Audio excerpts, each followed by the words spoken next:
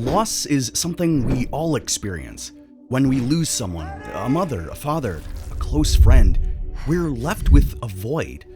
The pain grows, the emptiness stays, and if nothing changes, you'll always feel broken. What's the point? You'll spiral, blame yourself, and sink into despair. But Simon Petrikov teaches us how to deal with that, and how to find closure even when it feels impossible. The story of Simon begins where his love ends.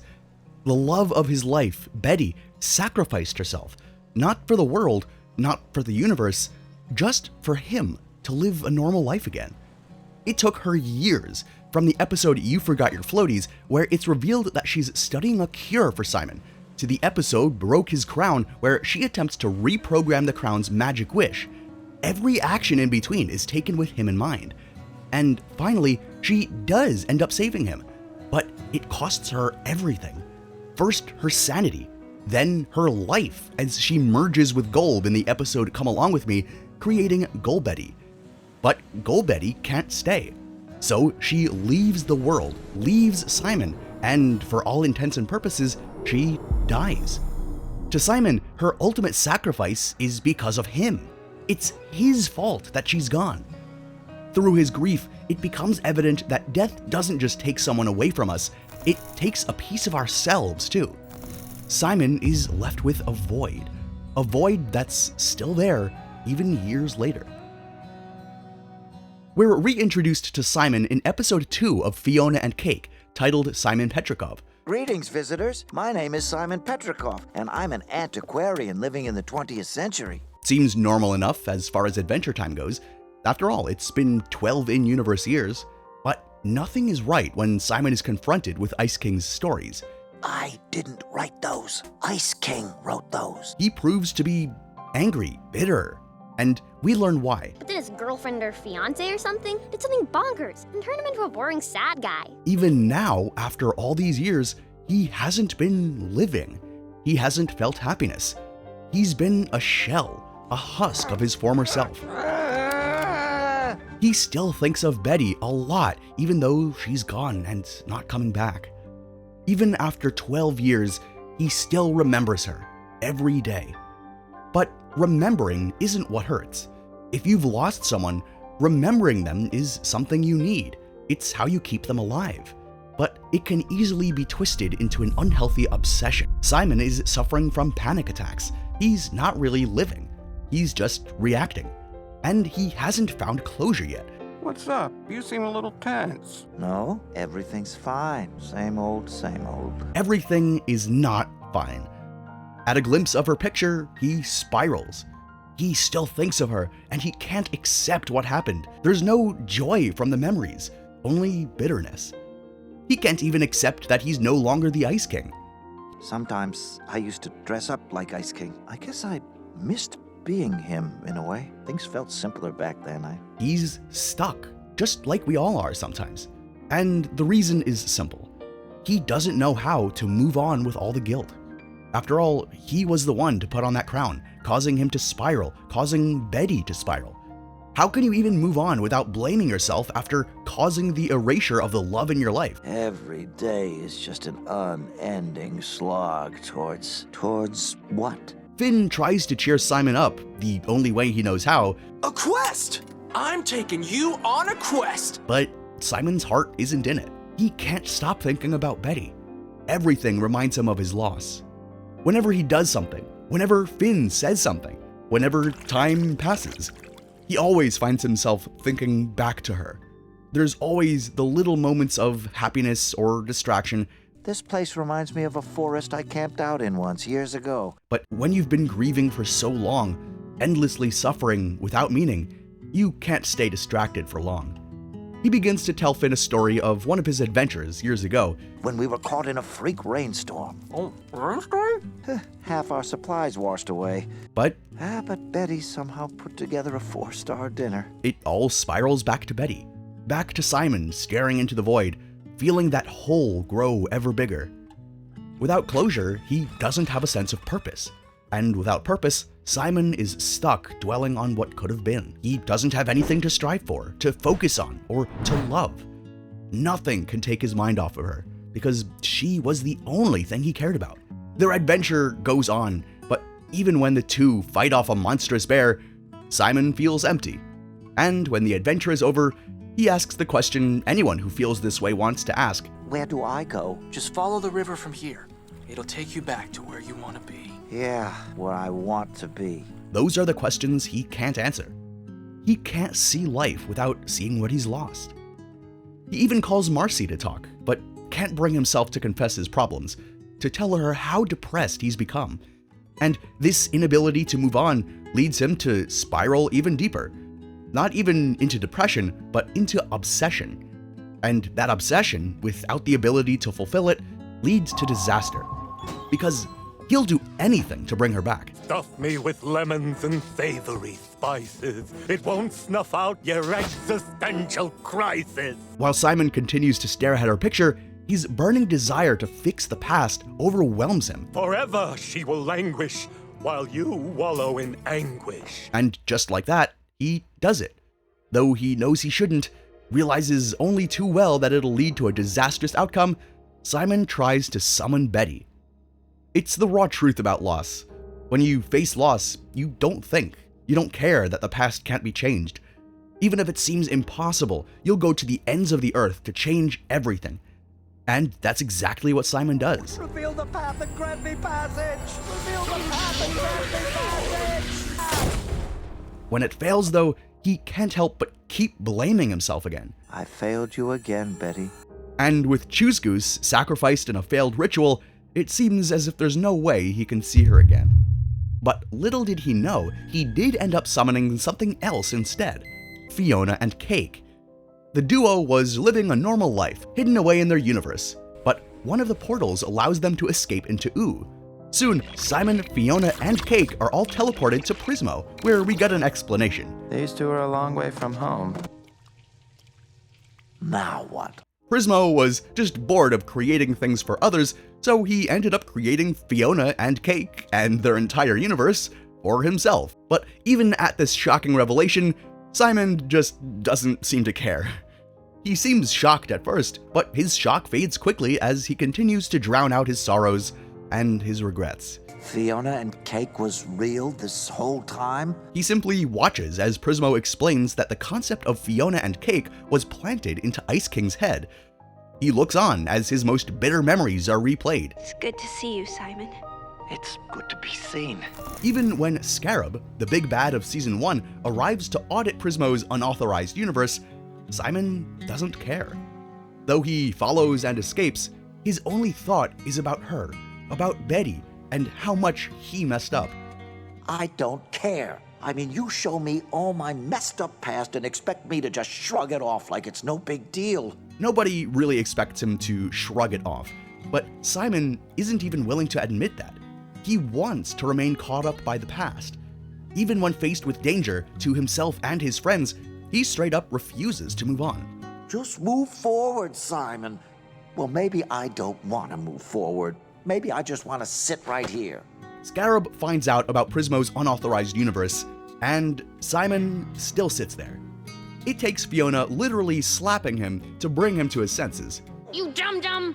If you don't help us, Simon, our entire world and everyone we know will die. And from that moment on, we see something switch in Simon. Fiona and Cake are looking for a way to restore their world and bring magic back to it again. When Simon was still the Ice King, he also needed someone to use magic in his world to restore him to his original state.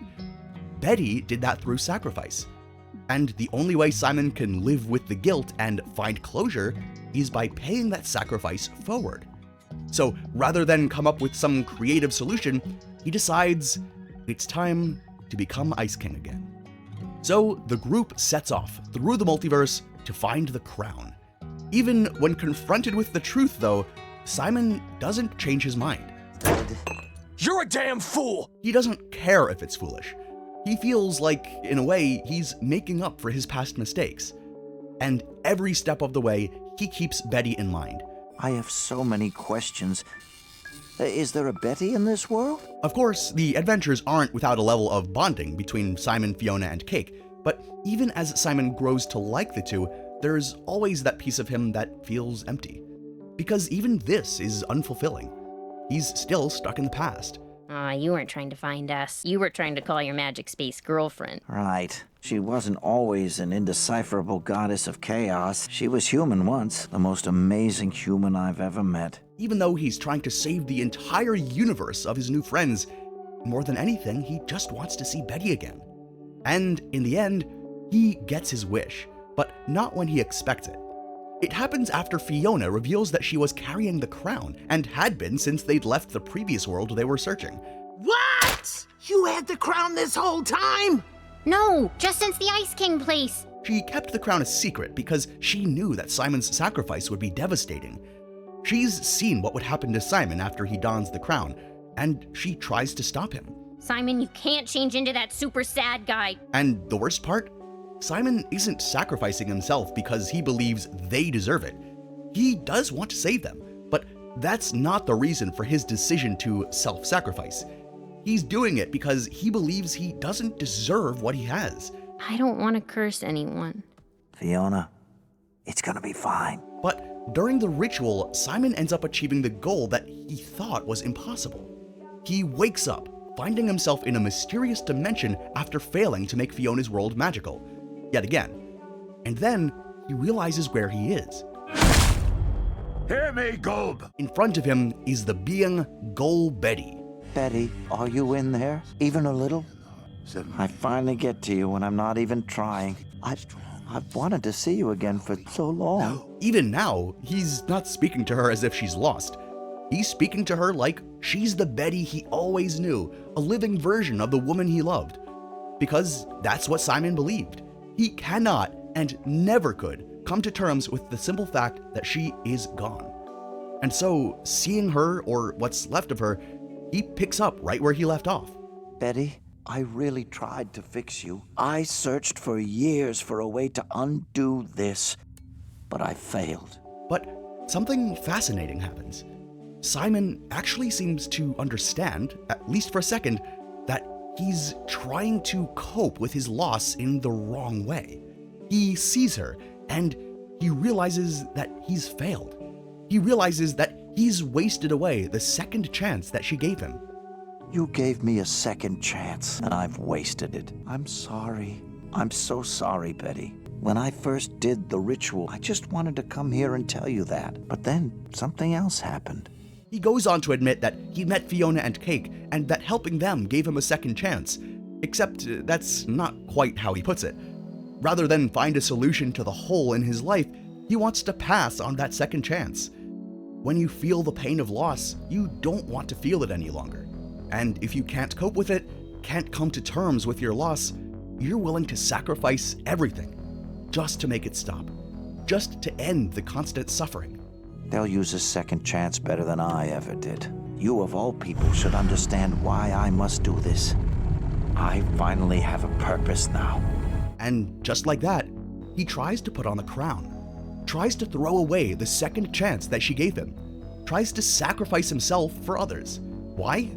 It's his way of paying it forward and redeeming himself for what he interprets as his massive mistakes.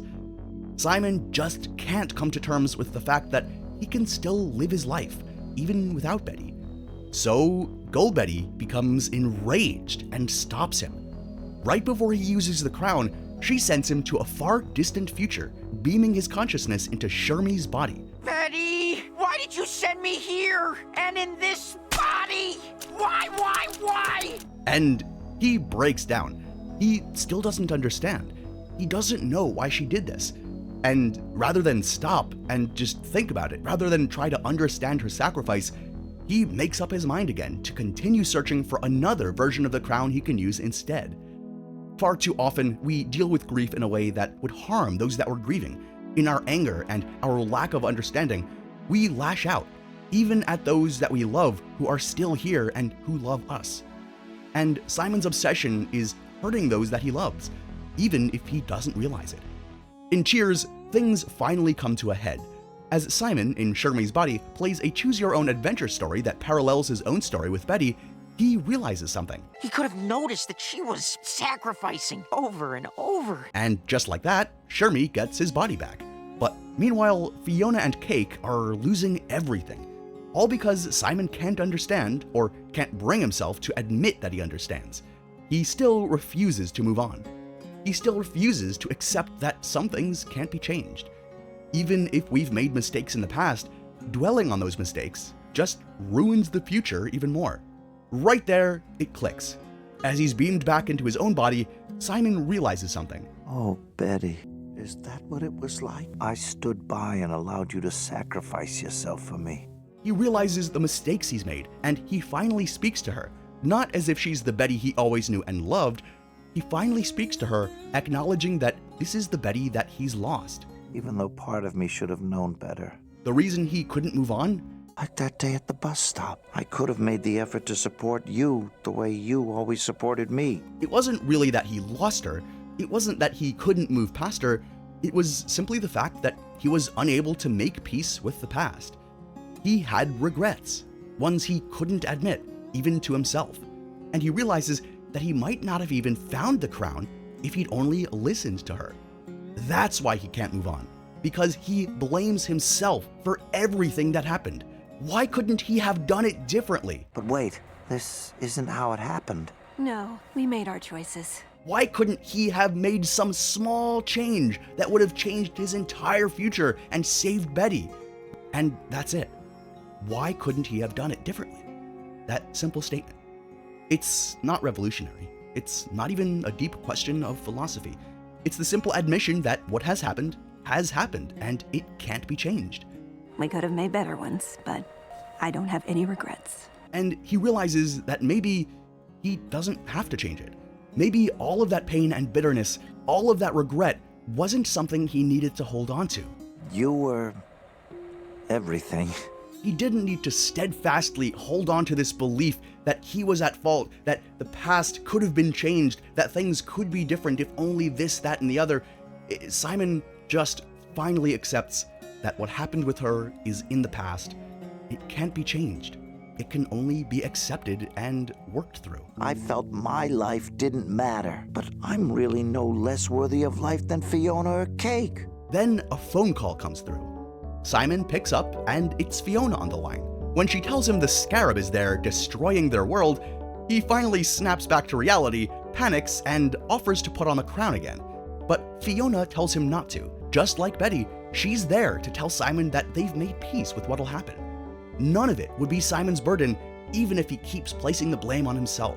If we die, we'll die together, as ourselves. Once again, he's trying to change the world, trying to stop things from happening that he'll later regret. But this time, the decision is his.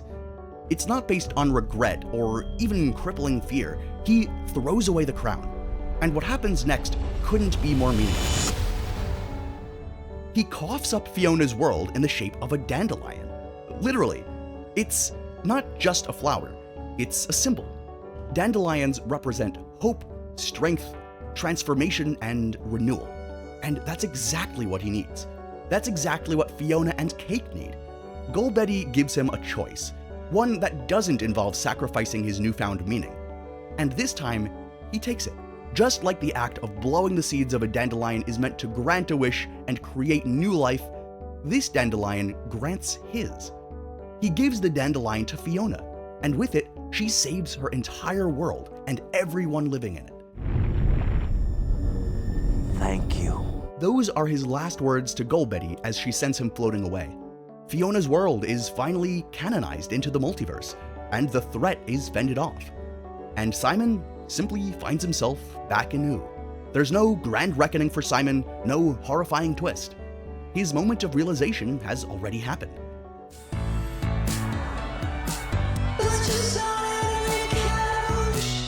And now, maybe he can work towards feeling truly happy again. I'm feeling like this whole experience helped me realize that my life is worthwhile. And it's true. There's no easy answer to finding happiness, purpose. There's no easy way to find closure. It's a daily battle where you have to constantly remind yourself that despite loss, despite your past mistakes, you are worth it. That doesn't mean you'll simply feel better once you realize this. Oh, I'm all better again.